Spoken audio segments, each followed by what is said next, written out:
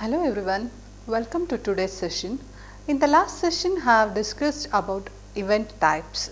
So there are different classes of events like mouse events, keyboard events, form events and frames events. So in the last session I have discussed about mouse events and also about keyboard events. Now we will continue with remaining, that is frame events and form events. Let us start with the first type, that is form events. So what are all form events? Form events are the main means by which user input is collected and transmitted to the server. So you have already aware of using different types of form, how to fill the form or how to create a form. So everything all known to you. Now what are all the events that can be executed using form I have listed here, that is on blur. So what on blur event refers to? A form element has lost focus. Consider this is a text box. When you move the cursor towards this, it is on focus. If you are moving the cursor outside the text box means it is not focused, is it right? So that is what we call it as on blur, which is not focused. A form element has lost focus. Next, on change. Some field at their value change. Okay. On focus, that is complementing the on blur event, I told you, right? So if you focus towards this text box, then it is on focus. That is triggered when an element gets focus. On reset. HTML forms have the ability to be reset, in the sense the data which you have entered can be reset. On select. When the user selects some text that can be used to try and prevent copy paste. You can select some of the text that can prevent for copy or paste. On submit. When the form is submitted, this event is triggered. So while after filling the form, there will be a submit button for you to submit the data, is it right? So that is what on submit event, which submits the data to the server, that gets triggered when on submit is set. This is all about different types of events which can be used in form events. Okay, let us take up one example on this, so you will get a clear idea on this form events. We will take up one example. Start with HTML root, then body. Okay, I want one text box, so take input type text. So it should be in double quotes. ID, I am taking one example as demo. Okay, so here I will illustrate about on blur and on focus. So on blur, it should call a function 1. On focus, it should call function 2. So finally close the input type. Next, open the script in order to define the function of this function 1 and function 2. How to begin? Use the keyword function to define a function. What is the function name? F1. So open the flower braces. Now what I want to do, in order to discriminate on blur and on focus event, let me change the background color. When it is on blur, it should turn to blue color. When it is on focus, it should turn to yellow color, just in order to discriminate both the activities. So that's why I am changing the background color. First I need to return the element. So that's why document dot get element by id, which one?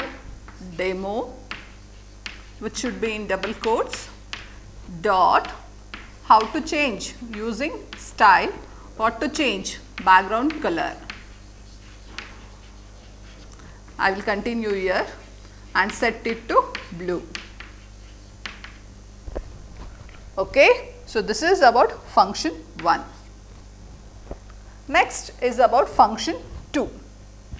So, function 2 I will continue here, I will continue from here, that is function keyword, function name is function 2. So, first get the element, that is why get element by id,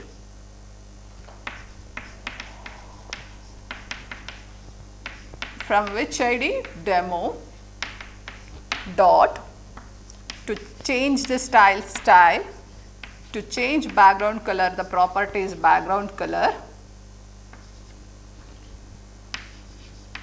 which color you want to change? To yellow.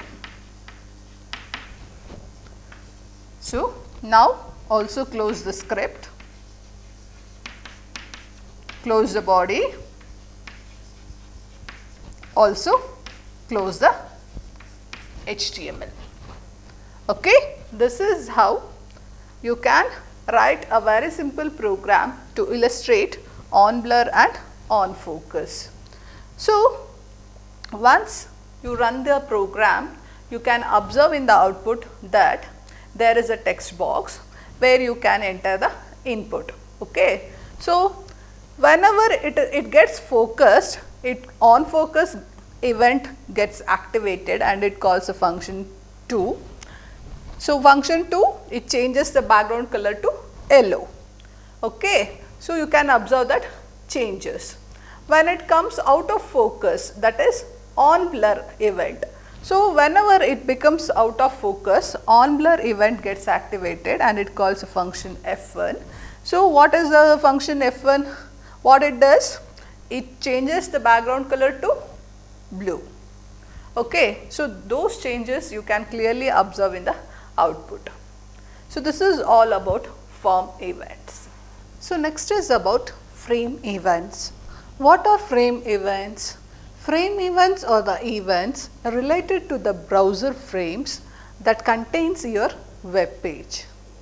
Okay. Here I have listed few of the frame events. Let us start with the first one, on abort, that deals with an object was stopped from loading. On error, on an object or an image did not properly loaded. On load, when a document or an object has been loaded.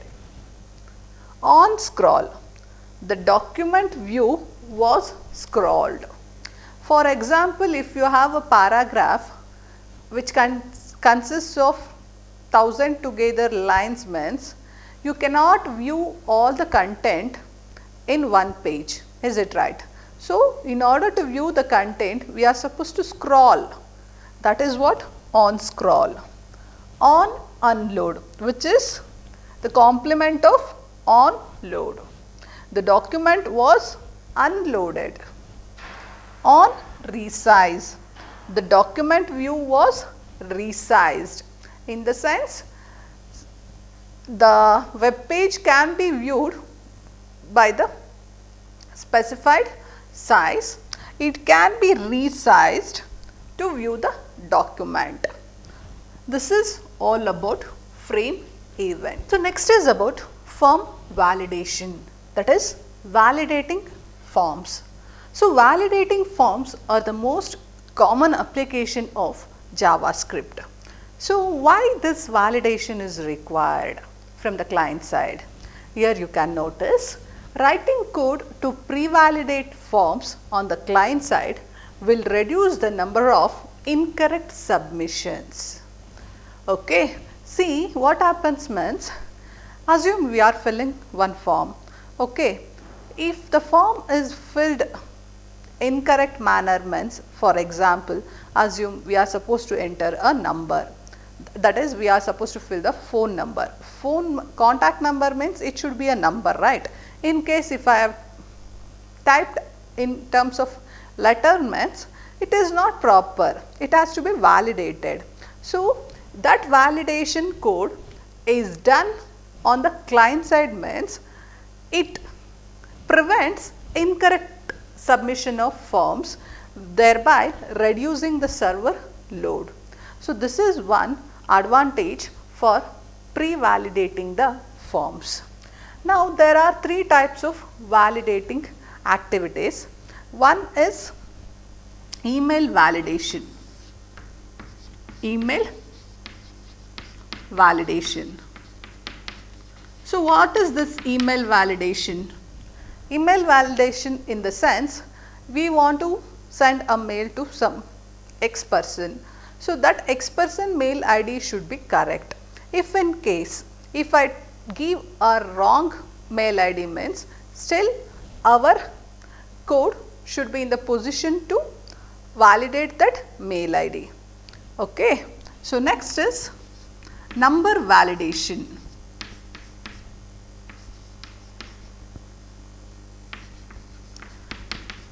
Number validation in the sense, assume I am filling a contact number. So, contact number consists of 10 numbers, is it right? If in case if a user types more than 10 numbers or if we give less than 10 numbers means it is not proper. So, it should be validated. Next is data validation.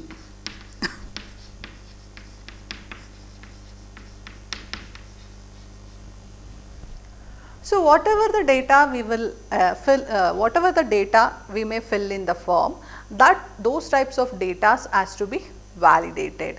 So, these three are the three types of validating activities. So, next we will start with empty field validation. This also plays a vital role in the form event, that is empty field validation. What is this empty field validation? See here, suppose there are while filling the form there are certain data which are mandatory. Okay. So, if suppose assume we are filling age, if I leave empty means it does not make any sense, because the one who is filling the form or an user will be having age.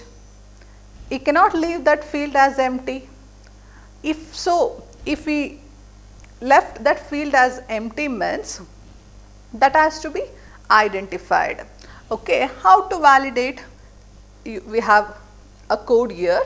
So, document.getElement by ID, this is the ID. So, when it gives on submit, it calls the function E. So, what function E does means, assume it whatever the data, see for example, this is age, he had left empty, that value is retrieved and it is stored in the variable called field value. Actually the user has given empty. So, field value has empty. It checks for the condition field value whether it is equal to null or it is empty. In our condition it becomes true and it gives a message alert, you must enter a username. So, or in our case I have to change, you must enter a age. So, this is how we can do empty field validation. Okay. In case if I have entered age as something 27 means, what happens? Same way the value 27 is stored in the field value variable. Field value is equal to null? No. Or field value is equal to empty? No. So, by that time this alert message will not be printed. So, this is how we can do empty field validation. Next is about number validation.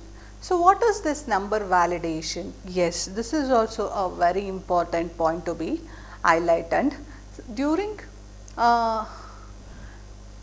while filling the form, there will be many fields where you are supposed to enter your Aadhaar number or a contact number or social security number, something like that. In that case, if you have not entered the valid numbers means, obviously it leads to a problem. Is it right? In case you may enter characters also. In those cases, that has to be validated and it should allow the user to enter a proper number. So, that is what number validation, how the number validation can be achieved. So, this is one example you can notice. Function, it is going to check whether it is a numeric. Assume I have entered the number, contact number like 1, 2, 3, 4, 5, 6, 7, 8, 9, 0 means there are 10 numbers and each should be a numeric number. So, in this way a number validation can be achieved. Next is about submitting forms. Yes, submitting forms in the sense, when you are filling the form, by that time only pre-validation will be done on the client side. Why? Because which can reduce the load on the server side. What is the use of pre-validating the form? See, assume that you have filled the form and you may submit the you may press the submit button. So, but what happens? It will be processing your data. So, once after processing, it will find there are some certain errors in the data which you have entered. In case if you have entered the wrong mail ID or wrong phone number, not a wrong phone number. For example, phone numbers consist of 10 numbers, if you have entered 12 numbers. So, even though you have pressed submit button, still it process your data and make the user to re-enter the data properly. Okay, that is what submitting forms. And one more thing is that you may press the submit button more than 2 times. So, you should not worry about that the application has been submitted twice or more than 2 times. So, it does not happens like that. From one user, even though if you submit the form more than once means, it will be keep on processing and only one application will be considered. So, this is what all about validating the forms. So, this completes the first chapter of your third module, that is client side scripting JavaScript. So, in the next session we will start with a server side language, that is PHP. Thank you all.